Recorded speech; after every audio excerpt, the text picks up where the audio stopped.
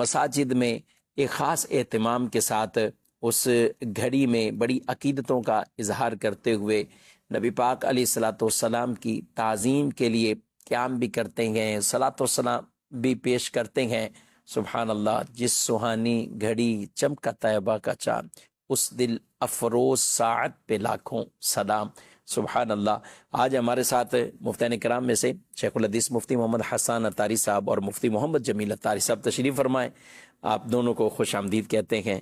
جزاک اللہ، ماشاء اللہ۔ کیا کہیں گے اساتذہ صاحب، جو میں نے ایک گفتگو شروع کی ہے کہ وہ جو خاص ولادت مبارکہ والی جو وہ وقت ہے، وہ گھڑی ہے کہ جس میں رات جا رہی ہے اور دن آ رہا ہے، رسول مکرم صلی اللہ علیہ وسلم خاص اس گھڑی میں دنیا کے اندر تشریف لائے ہیں کہ رات کو بھی برکتیں عطا کی ہیں، دن کو بھی برکتیں عطا کی ہیں، اور آج ہماری جو عقیدتوں کا اظہار ہوتا ہے، یہ سارے عمل کی شرعی حیثیت بھی کیا ہے اور اس پر کیا فرماتے ہیں؟ بسم اللہ الرحمن الرحیم۔ یعنی جو خوشیاں منانا ہے اس کی شرعی حیثیت تو ہم کئی اپنے پچھلے پروگرامز کے اندر بیان کر چکے ہیں۔ باقی دیکھیں، جیسے ہمارا کلپ یہ کافی وائرل ہوا، حالانکہ یہ باتیں تو دوسروں نے بھی کہی ہوئی ہیں کہ میلاد بنانا بعض لوگ کہتے ہیں کہ کہاں لکھا ہوا ہے، تو ہم نے کہا کہ دلائل اپنی جگہ پر، یہ لکھا ہوا ہے ہماری قسمت کے اندر۔ واہ، تو قسمت میں لکھا ہوا ہے، لہذا ہم یہ کر رہے ہیں۔ اب جس کی قسمت پہ نہ ہو تو ہم کیا کر سکتے ہیں؟ بہرحال اچھا، اب یہاں مسئلہ یہ ہے کہ کچھ چیزیں ہوتی ہیں کہ جن کا تعلق محبت کے ساتھ ہوتا ہے۔ یعنی بہت سارے مقامات ہوتے ہیں کہ جن پر دلائل دیے جاتے ہیں، گفتگو کی جاتی ہے، لیکن میرا ایک اپنا ایک ذہن اس حوالے سے یہ ہے کہ ہمیں زیادہ سے زیادہ اپنے آقا علیہ الصلوۃ والسلام کے فضائل، آپ صلی اللہ علیہ وسلم کی محبت کی باتیں کرنی چاہیے۔ اچھا، اب یہ جو آپ نے گھڑی کا ارشاد فرمایا کہ رات جا رہی ہے، دن آ رہا ہے، ایک چیز ہوتی ہے کہ جس کو ہماری علمی اصطلاح کے اندر یہ کہتے ہیں کہ نقطہ بعد الوقوع۔ کوئی چیز ہو اس کے بعد پھر اس کے اوپر نقطہ بیان کرنا، یہ بیان کرنا کہ یہ چیز ہوئی تو اس کے اندر کیا کیا باتیں یہ خوبصورت سی ہو سکتی ہیں۔ تو یعنی بعض اوقات کوئی گفتگو کر رہا ہوتا ہے تو اس کی گفتگو میں اس کا یہ مقصد نہیں ہوتا، لیکن اس کی گفتگو سے بعض ایسے پہلو نکلتے ہیں کہ دوسرا بیان کرتا ہے کہ یار آپ کی بات سے تو یہ بات بھی ثابت ہوتی ہے، یہ چیز بھی نکلتی، یہ چیز بھی نکلتی، یہ چیز بھی نکلتی ہے، تو اس کو نقطہ بعد الوقوع کہتے ہیں۔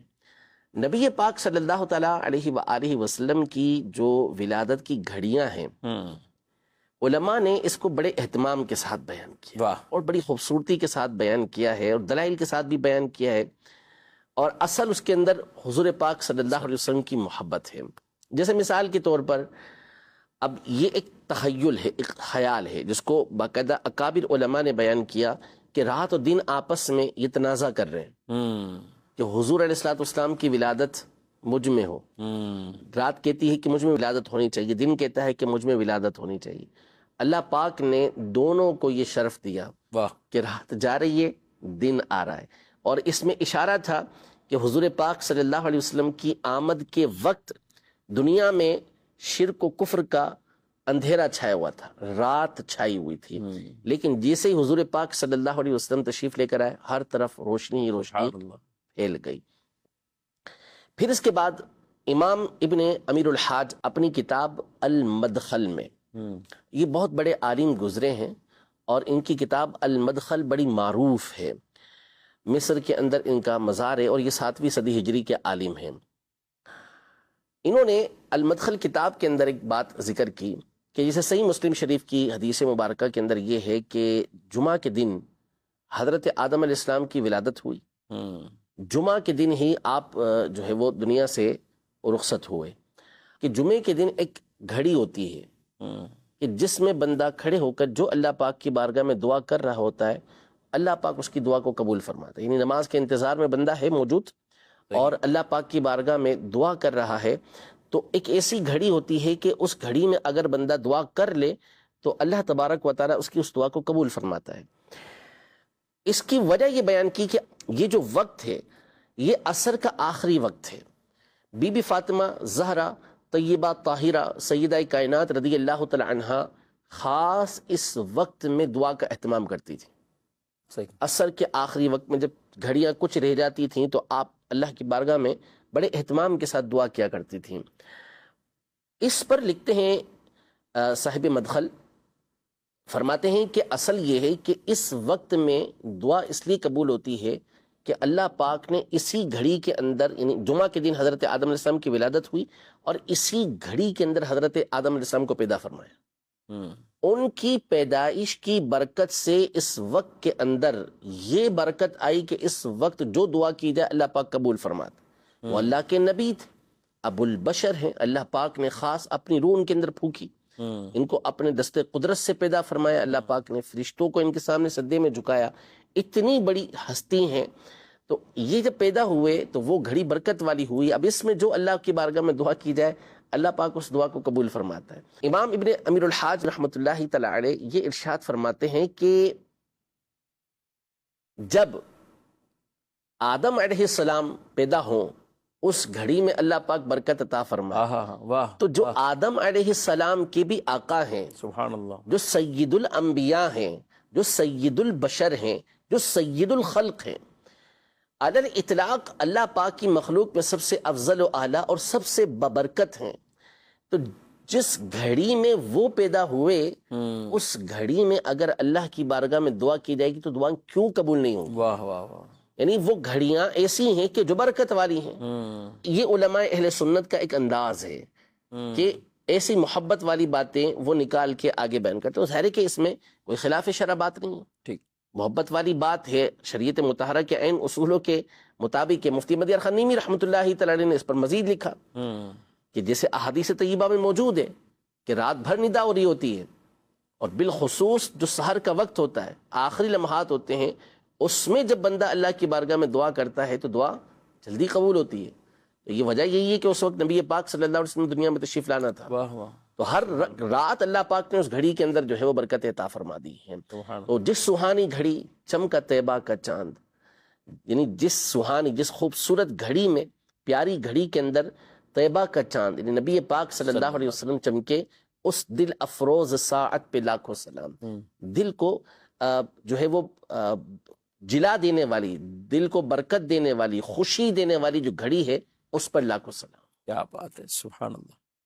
عشاق کے جو معمولات ہیں تو وہ بڑے یعنی مبارک معمولات ہیں کہ جس میں ولادت مبارکہ کے موقع پر بھی وہ سلام پیش کر رہے ہیں، دعائیں اللہ سے مانگ رہے ہیں، اللہ اس گھڑی کے صدقے ہماری دعائیں بھی قبول فرمائے۔ جمیل صاحب کیا کہتے ہیں، یہ گفتگو ہوئی ہے کچھ صلاۃ و سلام اور ولادت کے موقع پر سلام؟ یہ جو امام اہل سنت اعلی حضرت علیہ رحمہ کا جو شعر آپ نے سلسلے میں شامل کیا اور اس پہ ماشاءاللہ ایک بڑے خوبصورت انداز سے مفتی احسان صاحب نے اس کی وضاحت کی اور اس گھڑی کی اہمیت کو بھی بیان کیا، تو دراصل یہ ہے کہ حضرات انبیاء کرام علیہ الصلوۃ والسلام کا اس دنیا میں تشریف لانا وہ سلامتی اور امن اور برکت کی ایک واضح دلیل ہے۔ اور اگر ہم دیکھیں تو وقت ولادت، یوم ولادت، اس پر سلام پیش کرنا، اس پر سلام نازل فرمانا اور اس پہ سلام کو طلب کرنا، تو یہ قرآن پاک کے اندر اس کا ذکر موجود ہے۔ حضرت سیدنا یحییٰ علی نبینا علیہ الصلوۃ والسلام حضرت زکریہ علیہ الصلوۃ والسلام کی دعاؤں سے پیدا ہوئے، تو اس دن کی عظمت کو بیان کرتے ہوئے اللہ تبارک و تعالی فرماتا ہے وَسَلَامٌ عَلَيْهِ يَوْمَ وُلِدَ، کہ سلام ہو یحییٰ پر کس دن؟ جس دن وہ پیدا ہوئے۔ واہ، ٹھیک ہے۔ تو اسی طرح حضرت عیسیٰ علیہ نبینا علیہ الصلوۃ والسلام، ان کی بھی ولادت جب ہوئی تو یہ خود اپنے اوپر سلام پیش کرتے ہوئے یوں کہتے ہیں وَالسَّلَامُ عَلَيَّ يَوْمَ وُلِدتُ، واہ واہ، سلام ہو مجھ پر اس دن جس دن میری پیدائش ہو، جس دن میرا میلاد، جس دن میرا میلاد، یعنی ولادت ہے۔ ولادت۔ اچھا، ہم یہ دیکھتے ہیں کہ حضرت زکریہ علیہ الصلوۃ والسلام کی عمر یہ چونکہ بہت زیادہ ضعیف العمری تھی، اس ضعیف العمری میں حضرت یحییٰ علیہ الصلوۃ والسلام کی پیدائش یہ حضرت زکریہ علیہ السلام کے لیے معجزہ ہے۔ اسی طرح حضرت سیدنا عیسیٰ علیہ نبینا علیہ الصلوۃ والسلام کی جو پیدائش ہے یہ بھی ایک معجزہ ہے، کہ بغیر والد کے حضرت بی بی مریم رضی اللہ تعالی عنہا طیبہ طاہرہ کے بطن اطہر سے آپ کی ولادت ہوتی ہے، یہ بھی ایک معجزہ ہے۔ تو یعنی اللہ تبارک و تعالی نے اپنے اس کلام پاک میں اس یوم ولادت کہ جس یوم ولادت کا انداز ہی عام طور پہ اس طرح کی دن میں ولادتیں نہیں ہوتی، تو اس دن پر اللہ تبارک و تعالی نے خاص طور پہ سلام کا تذکرہ فرمایا ہے۔ تو سرکار دو عالم صلی اللہ علیہ وسلم کا یوم ولادت یا دوسرے لفظوں میں دنیا میں تشریف آوری، یہ تو وہ خوشی کی خبر ہے کہ حضرت آدم علیہ السلام ہو، حضرت نوح علیہ السلام ہو، حضرت ابراہیم علیہ السلام ہو، جتنے بھی انبیاء دنیا میں تشریف لا رہے ہیں وہ اسی دن کی تو بشارت دے رہے تھے کہ وہ آنے والے ہیں۔ حتیٰ کہ حضرت عیسیٰ علیہ السلام نے جب جان لیا کہ اب وہ میرے ہی بعد آئیں گے، تو انہوں نے پھر قرآن پاک میں کہ میں تمہیں خوشی کی خبر سنا رہا ہوں اس رسول محترم کے آنے کی کہ جو میرے بعد میں آنے والے ہیں اور ان کا نام احمد ہوگا۔ تو اب غور کریں کہ وہ یوم ولادت، وہ دنیا میں تشریف آوری جس کا سبھی انبیاء اکرام علیہ الصلوۃ والسلام کو انتظار تھا، تو کیا اس گھڑی پر سلام نہ بھیجا جائے؟ سبحان اللہ۔ پھر نبی پاک صلی اللہ علیہ وسلم نے بھی تو اس بشارت کو خاص بیان بھی فرمایا کہ میں وہ ہوں کہ عیسیٰ علیہ السلام نے جن کے لیے بشارت دی ہے، ابراہیم علیہ السلام نے دعا مانگی خاص ولادت مبارکہ کے وقت، سبحان اللہ، کہ جس سے شام کے محلات وہ چمکنے لگ گئے، روشن ہو گئے، یعنی ایسا ایک نور کائنات کے اندر وہ پھیل گیا۔ بلکہ آپ کی ولادت مبارکہ سے قبل جو آسمان کے ستارے ہیں وہ ایسے نیچے اتنے آ گئے کہ یہاں تک کہ جس کے بارے میں کہا گیا کہ انہیں خطرہ محسوس ہوا کہیں گری نہ جائیں، یعنی مزید اور نیچے نہ آئیں۔ یہ گویا کہ ایک چراغاں کا جو آج ہمارے ہاں تو یہ مصنوعی ہم خوشیوں کا اظہار کر رہے ہیں، اللہ پاک نے اپنی رحمت سے نور ہی نور ہر طرف پھیلا، ہمارے پیارے نبی صلی اللہ علیہ وسلم دنیا میں تشریف لائے۔ جی مفتی صاحب کے بارگاہ میں سوال عرض ہے کہ عید میلاد النبی صلی اللہ علیہ وسلم خوشی میں کیا کیک کاٹ سکتے ہیں؟ اس کا کیا حکم ہے؟ اچھا، میں یہاں پہ کچھ اس سوال میں اور چیزیں بھی کچھ ایڈ کروں گا۔ ہم اتنی گفتگو کیے، برکت والے ایام ہیں، قبولیت والی گھڑی ہے، عقیدتوں کے اظہار ہم کرتے ہیں، کچھ چیزیں میلاد کے نام پر ایسی چیزیں بھی ایڈ ہو گئیں، کہیں آتش بازی لوگوں نے شامل کر دی گئیں، کہیں انہوں نے ڈھول باجے شامل کر دیے باقاعدہ جلوس میلاد کے اندر۔ اچھا، پہلے تو یہ فزیکل، اب ڈیجیٹل بھی زیادہ ہو گیا کہ ان نعتوں میں ایسے ایسے میوزک شامل کر دیے، کچھ اور ہے۔ اب کیا اس کے اوپر شرعی طور پر کیا احکامات ہوتے ہیں؟ دیکھیں، جہاں تک جو سائل کا سوال ہے کیک کاٹنے کے حوالے سے، اور اس کے ساتھ جو آپ نے کچھ گفتگو کی ہیں، تو تھوڑا سا حکم جو چینج ہوگا کہ کچھ چیزیں وہ ہوتی ہیں کہ جو خلاف شرع ہیں۔ ہمارے امام اہل سنت الشاہ امام احمد رضا خان رحمۃ اللہ تعالی علیہ، آپ نے جو ہمیں آداب سکھائے، جو پیچھے بزرگوں سے چلتے ہوئے آ رہے تھے، تو جو بھی عشق ہے، جو محبت ہے، اظہار محبت ہے، یہ لازمی ہے کہ شریعت مطہرہ کے دائرے کے اندر رہے گا۔ عشق وہ نہیں ہے، محبت وہ نہیں ہے کہ جو آپ کو نبی پاک صلی اللہ تعالیٰ علیہ وسلم کی تعلیم کی خلاف ورزی کی طرف لے کر جائے۔ ٹھیک، جو عشق ہونا چاہیے، محبت ہونی چاہیے، وہ شریعت مطہرہ کے اصول کے ساتھ، احکام کے ساتھ، یہ اس کی تابع ہونی چاہیے، اور جو شرعی احکام ہیں اس پر عمل جو ہے اس میں عشق رسول کی چاشنی ہونی چاہیے۔ صحیح، دونوں چیزیں ہوں، احکام شرع کے اندر نبی پاک صلی اللہ علیہ وسلم کی محبت شامل ہو، اور محبت رسول میں نبی پاک صلی اللہ علیہ وسلم کی جو شریعت ہے اس کے اصول پیش نظر ہو۔ صحیح۔ تو اب خوشیاں منانی ہیں، بالکل منانی ہیں، دھوم دھام کے ساتھ منانی، لیکن کوئی ایسا کام نہ ہو کہ جو پیارے آقا صلی اللہ علیہ وسلم کی تعلیمات کے، آپ کی سنتوں کے، آپ کی شریعت مطہرہ کے خلاف۔ جیسے مثال کے طور پر آپ نے یہ کہا کہ آتش بازی کرنا، اب جو ہمارے یہاں پر یہ آتش بازی کی جاتی ہے، یعنی فائرنگ کی جاتی ہے، پٹاخے پھوڑے جاتے ہیں، تو یہ جو انداز ہے یہ بالکل خلاف شرع ہے، اور اس کی اصلاً شریعت مطہرہ کے اندر اجازت ہی نہیں ہے۔ تفصیل کے ساتھ اعلیٰ حضرت امام اہل سنت رحمۃ اللہ تعالی نے اس طرح کی آتش بازی کی مذمت کی ہوئی ہے۔ مفتی احمد الخنیمی رحمۃ اللہ تعالی نے بڑی تفصیل کے ساتھ اس پر گفتگو کی۔ ایک تو ویسے ہی حرام، پھر اس کے اندر فضول خرچی کا حرام ہونا، یہ ایک الگ چیز اس کے اندر شامل ہے۔ تو اسی طرح یہ ڈھول باجے، تو نبی پاک صلی اللہ تعالیٰ علیہ وسلم نے واضح طور پہ فرما دیا کہ میں تو آلات موسیقی کو مٹانے کے لیے آیا ہوں، بعثت ہی نبی پاک صلی اللہ علیہ وسلم کی اس کام کے لیے ہوئی۔ تو اب جو ہمارے یہاں ڈھول باجوں کا مروجہ طریقہ کار ہے اور جس طریقے سے میوزک کے آلات اس کے اندر شامل کیے جاتے ہیں، حرام، کوئی بھی عالم اس کی تائید نہیں کرے گا جو صحیح العقیدہ اور شریعت مطہرہ کے اصول پر چلنے والا ہو، وہ اس سے منع کرے گا کہ ان چیزوں کو شامل کرنے کی اجازت نہیں۔ اسی طرح مرد و عورت کا اختلاط، کہ آپ اس انداز میں اختلاط، یعنی مرد و عورت نعوذ باللہ یہ جلوس کے اندر جا رہے ہیں، جیسے بعض جاہل قسم کے لوگ اس طرح کرتے ہیں، جن کا یوں کہہ لیں کہ تعلیمات اہل سنت سے، علماء اہل سنت سے کوئی تعلق نہیں ہے۔ فی زماننا اہل سنت کی ایک مرکزی ہستی، شخصیت امیر اہل سنت دامت برکاتہم العالیہ کی صورت میں ہمارے سامنے ہے، تو آپ نے ببانگ دھول بدنی چینل پر ایک نہیں 20 مرتبہ ان چیزوں کی مذمت کی، اور آپ نے اپنی مدنی بیٹیوں سے جو آپ کے متعلقین ہیں، متعلقات ہیں، ان کو خاص طور پہ تاکید کی کہ اس طرح جلوسوں کے اندر ان کو جانے کی اجازت ہی نہیں ہے کہ وہ یوں جلوسوں کے اندر شرکت کریں۔ کیوں؟ اس لیے کہ ظاہر ہے کہ مرد و عورت کا اختلاط یہ ممنوع، اس کی اجازت نہیں ہے۔ اسی طرح بعض اوقات علاقوں کے اندر اس انداز میں جلسے کیے جاتے ہیں، اس انداز میں جلوس کیے جاتے ہیں کہ جو کسی صورت بھی شریعت مطہرہ کے اصول پر نہیں اترتے، لوگوں کی تکلیف کا باعث لوگ بن رہے ہوتے ہیں۔ رات کو 3-3 4-4 بجے جو ہے وہ موٹر سائیکلوں پر ریلی نکل رہی ہوتی ہے، جس میں بعض اوقات یہ جو ہے وہ شور شرابہ کرتے ہوئے جا رہے ہوتے ہیں، وہ جو پیچھے اپنا سائلنسر جو ہوتا ہے اس کو نکال دیتے ہیں اور بہت زور زور سے آوازیں جو ہے وہ نکالتے ہوئے جا رہے ہوتے ہیں۔ کوئی اجازت نہیں ہے شریعت مطہرہ کی اس طرح سے معاملات کے اندر کہ آپ لوگوں کو تکلیف پہنچائیں۔ تو یہ وہ امور ہیں کہ جن کا خیال رکھنا یہ انتہا درجے کا ضروری ہے۔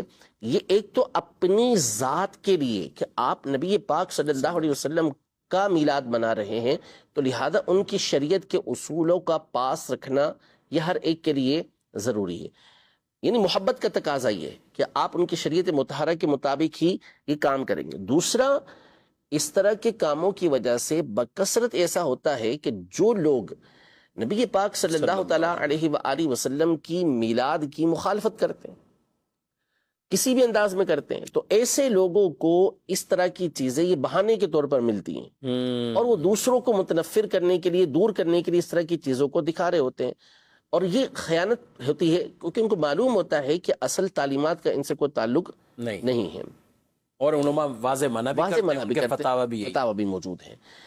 تو ان چیزوں سے بچنا یہ ضروری ہے۔ جہاں تک رہا کیک کاٹنے کا مسئلہ، تو دیکھیں کیک کاٹنے کی پذیرائی نہیں ہونی چاہیے۔ ہمارے یہاں بعض صورتیں تو بہت دل آزار قسم کی ہوتی ہیں، جیسے مثال کے طور پر کیک بہت بڑا بنائیں گے اور اس میں بسا اوقات عید میلاد النبی لکھا ہوتا ہے، بسا اوقات گنبد خضرا بنا ہوا ہوتا ہے، اور کرتے ہیں اسی طرح ہی نہیں۔ تو اب آپ سوچیں کہ آپ کا دل کیسے مانے گا اسی پہ کہ اسی کے اوپر آپ چھری چلائیں؟ اللہ، تو یہ بالکل بھی اس کی اجازت نہیں دی جائے گی، منع کیا جائے گا اس طرح کا کیک کاٹنے سے۔ پھر اس کے بعد بعض اوقات بہت بڑے بڑے کیک بنائے جاتے ہیں، بلڈنگیں بنائی جاتی ہیں کیک کی ایک طرح سے، اور باقاعدہ اس کا وزن ہوتا ہے منوں میں، پھر اس کو تلوار کے ذریعے کاٹتے ہیں۔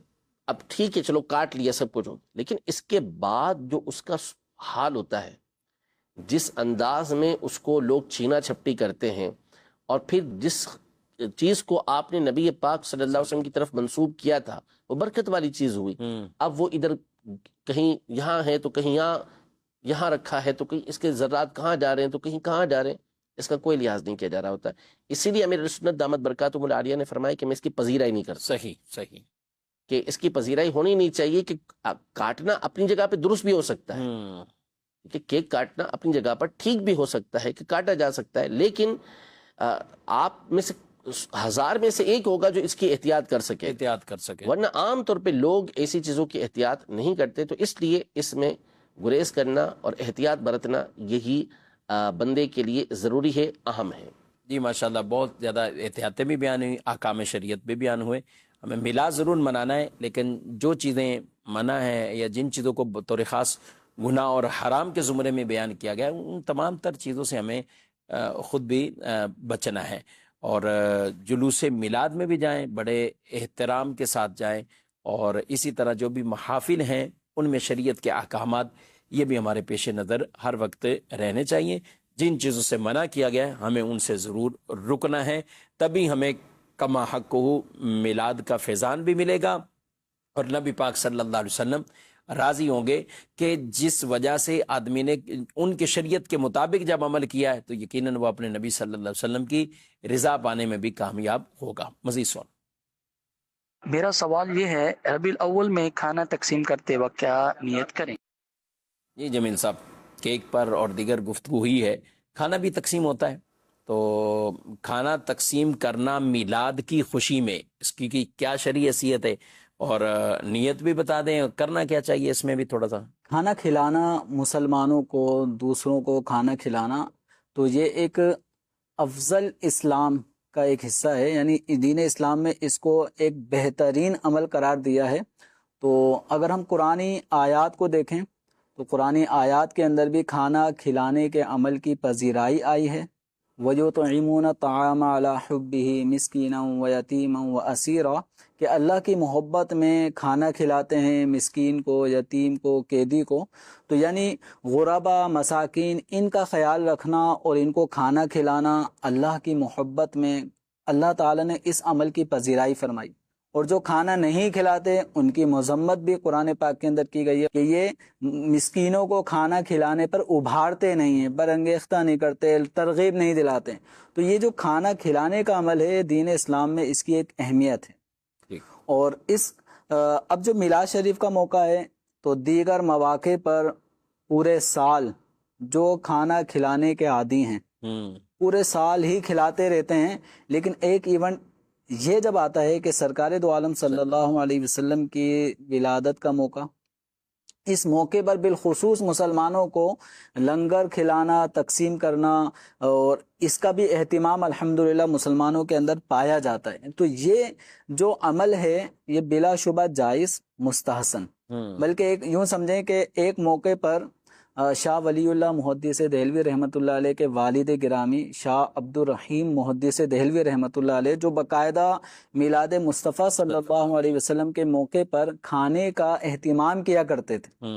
ایک دفعہ کسی وجہ سے وہ اہتمام نہ ہو سکا تو جو ان کے پاس چنے تھے اس چنے ہی کو انہوں نے بطور میلاد نیاز وہ تقسیم کیا. تو جب وہ رات کو سوئے تو سرکار دو عالم صلی اللہ علیہ وسلم کی زیارت کی انہوں نے خواب میں، اور آپ صلی اللہ علیہ وسلم نے وہ جو چنے انہوں نے بانٹے تھے، تقسیم کیے تھے، وہ اس چنے کا بھی آپ صلی اللہ علیہ وسلم نے سامنے وہ چنے بھی ان کو دکھائے گئے. یہ اس بات کی بھی علامت ہے کہ نبی پاک صلی اللہ علیہ وسلم وہ اپنے امتیوں کے حال احوال کو بخوبی جانتے ہیں، اور ان کی جو خلوص نیت ہے اس خلوص نیت کے ساتھ ان پر کرم نوازی بھی فرماتے ہیں. تو جو مسلمان سرکار دو عالم صلی اللہ علیہ وسلم کی محبت میں مسلمانوں کو یوں کھلاتے ہیں، بہت اچھا کام ہے.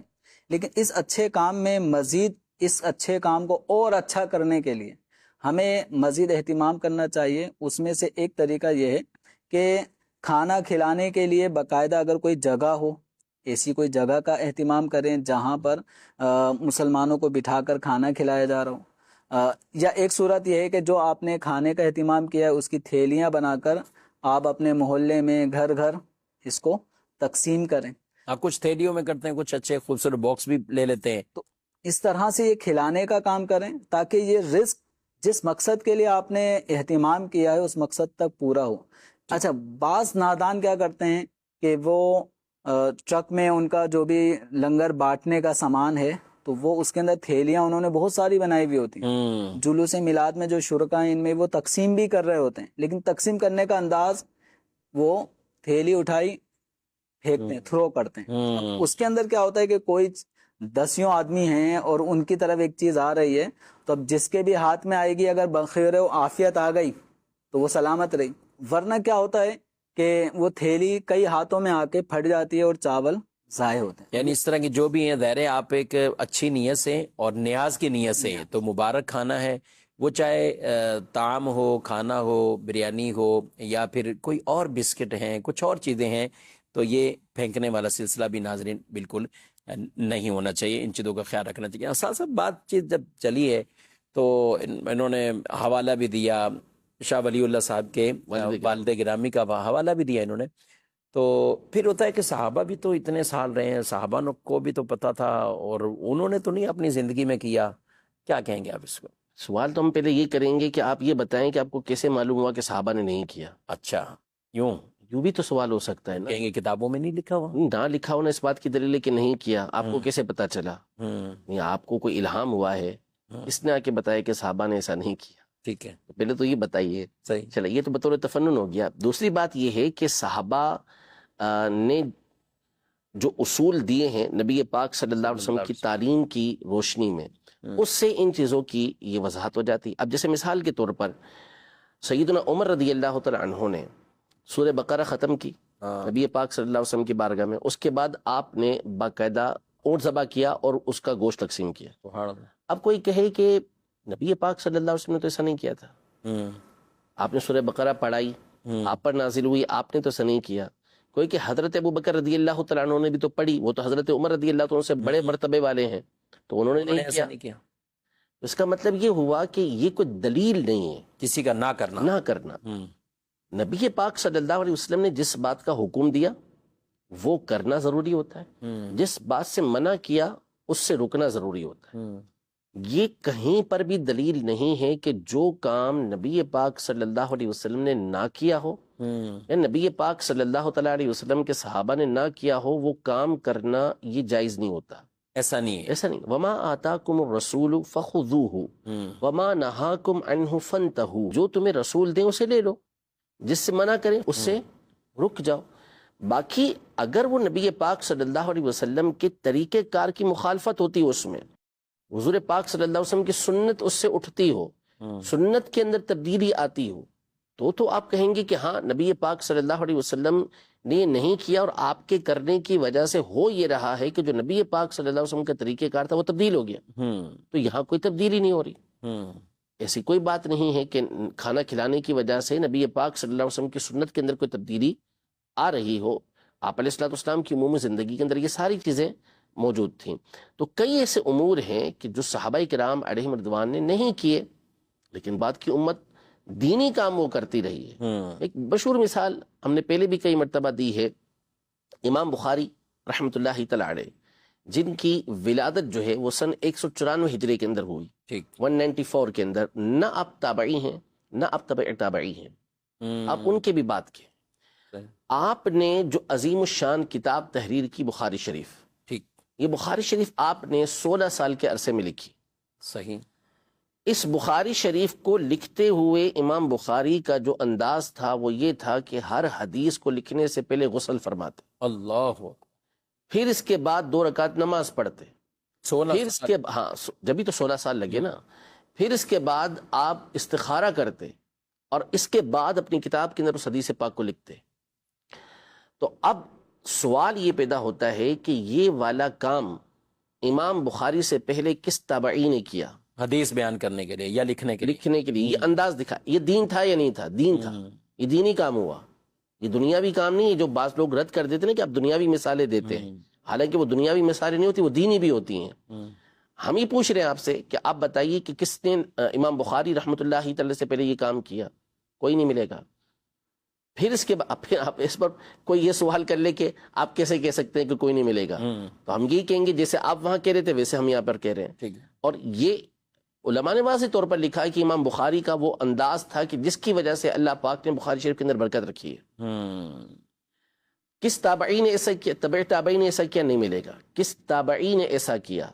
نہیں ملے گا. کس صحابی رضی اللہ تعالی عنہ نے ایسا کیا؟ نہیں ملے گا. تو کیا پھر امام بخاری کے اس فعل کو بدعت کہا جائے گا؟ غلط کہا جائے گا؟ نہیں، یہ تو ادب والی بات تھی، انہوں نے کر لیا، احترام تھا. تو ہم بیعت بھی کر رہے ہیں، کھانا کھلا کے ہم بیعت بھی کر رہے ہیں، ہم بھی ادب ہی کر رہے ہیں، ہم بھی احترام ہی کر رہے ہیں. انہوں نے نیکی سمجھا نہیں سمجھا؟ امام بخاری نے کس مقصد سے کیا؟ یہ نیکی سمجھ کے کیا یا آپ نے ایسے ہی کر لیا؟ یعنی تعظیم نبی صلی اللہ علیہ وسلم میں عمل کیا نا. یعنی آپ نے ادب احترام کرتے ہوئے نیکی سمجھا، دین سمجھا کہ ایک اچھا کام ہے، وہ آپ نے کیا. تو پھر اس کے بعد جو ہے وہ آپ کی اس کتاب کے اندر برکت رکھی گئی. اور یہ تانا بھی نہیں دیا جا سکتا امام بخاری علیہ رحمہ کو کہ آپ صحابہ سے بڑے عاشق رسول بن گئے کہ انہوں نے حدیث تو اس طرح بیان کی اور آپ غسل فرما کر اور یہ سب چیزیں ایسا ہی. اور ایسا نہیں ہے کہ یعنی کوئی یہ تانا بھی نہیں دے سکتا اور یہ جملہ بھی نہیں کر سکتے. اگر اس اصول کو اپنے اطلاق پہ رکھ دیا جائے تو کہاں کا جائے گا؟ تو پھر سب سے مستند کتاب قرآن مجید کے بعد سب سے جو مستند کتاب ہے اسی کو آپ بدعتی کتاب قرار دے دیں گے. اس لیے کہ اصول ہے ہی نہیں. اصول یہ ہے کہ جس سے نبی پاک صلی اللہ علیہ وسلم نے منع فرمایا. صحیح. یا پھر وہ آپ کام ایسا کر رہے ہیں کہ جس کی وجہ سے نبی پاک صلی اللہ علیہ وسلم کی سنت اٹھ جاتی ہے. ٹھیک. اس کے اندر تغیر و تبدل آ جاتا ہے. تو پھر آپ کہیں کہ ہاں یہ بالکل غلط بات ہو گئی. آپ نماز میں 3 سجدے کرنا شروع کر دیں تو ظاہر کہ غلط ہو جائے گا کہ نبی پاک صلی اللہ علیہ وسلم کے طریقہ کار کے خلاف ہے. عصر کی 5 رکعتیں پڑھنا شروع کر دیں تو یہ غلط ہو جائے گا اس لیے کہ نبی پاک صلی اللہ علیہ وسلم کے طریقہ کار کے خلاف ہے. لیکن عصر سے پہلے آپ 4 سنتیں پڑھتے ہیں، اس سے پہلے اگر آپ 4 رکعت نفل پڑھ لیں تو کون منع کرے گا؟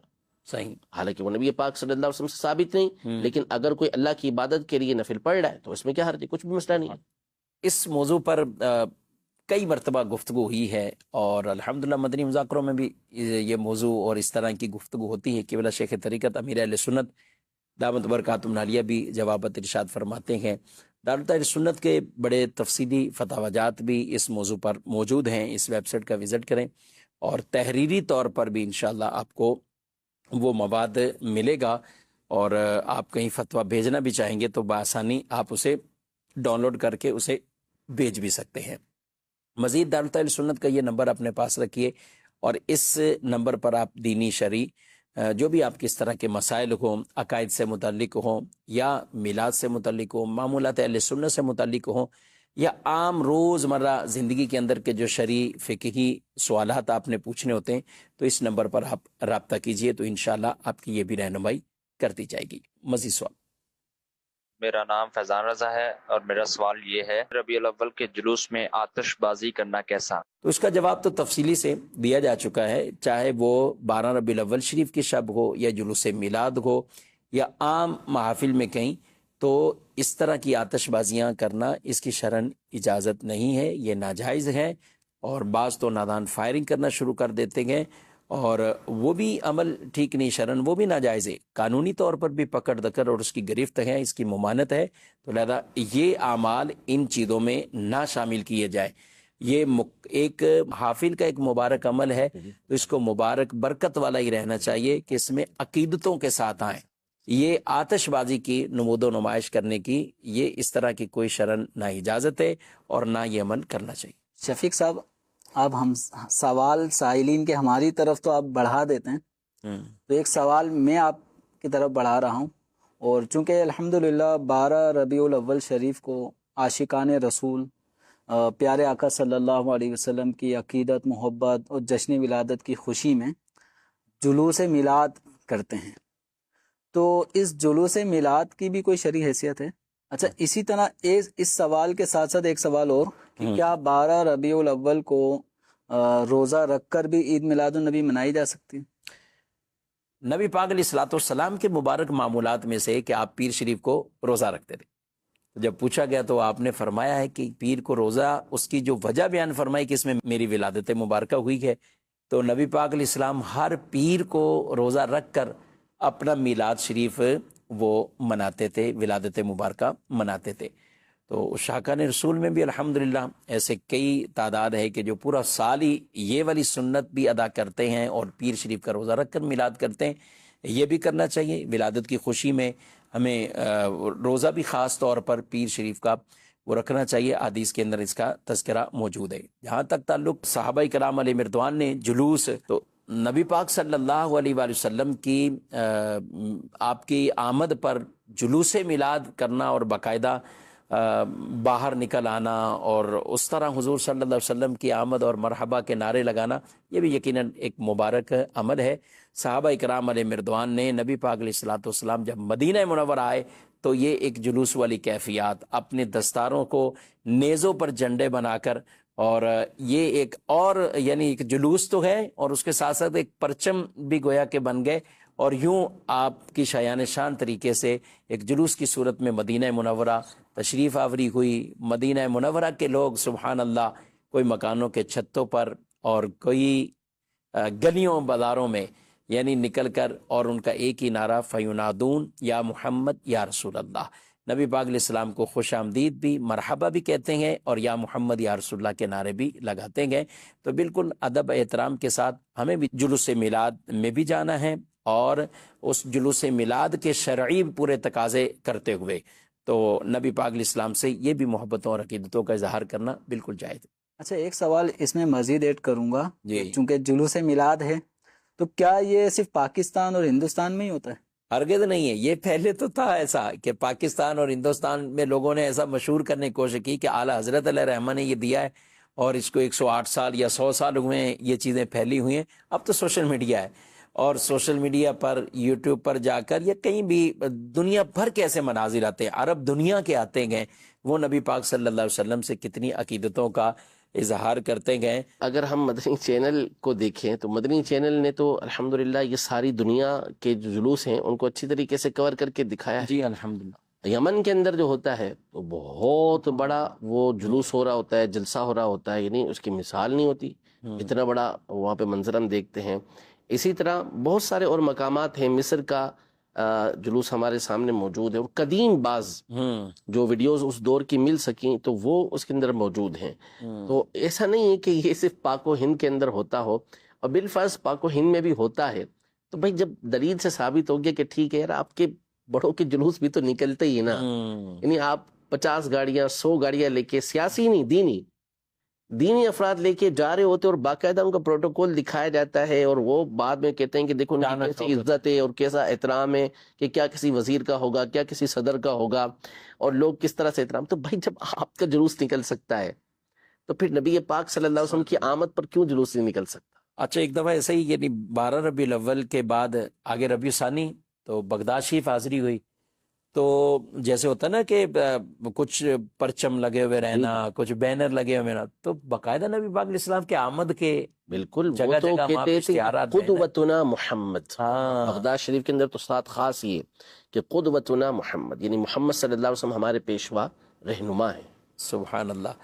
تو یہ دنیا بھر کے اندر ناظرین کرام کیا کیا زبانیں بولنے والے عرب کے کئی ممالک کے اندر، اور اسی طرح دنیا بھر کے اندر الحمدللہ عشاقان رسول برس ہے برس سے یہ معمولات ان کے ہیں، میلاد بھی کرتے ہیں اور جلوس میلاد بھی نکالتے ہیں۔ اللہ تبارک و تعالی سب کی یہ کوشش کاوشیں بھی قبول فرمائے، اور ہم سب کو بھی عقیدتوں کے ساتھ یہ 12 ربیع الاول کی وہ مبارک گھڑیاں اور اگلے دن جلوس میلاد، اس میں شرکت کی سعادتیں عطا فرمائے۔ آمین۔ آمین بجاہ نبی الامین صلی اللہ علیہ وسلم۔ ہادی و رہنما ہمارے علماء، ہو کبھی درپیش جو کوئی مسئلہ، پوچھ لیں حاضر ہوں ہم ان کی بارگاہ۔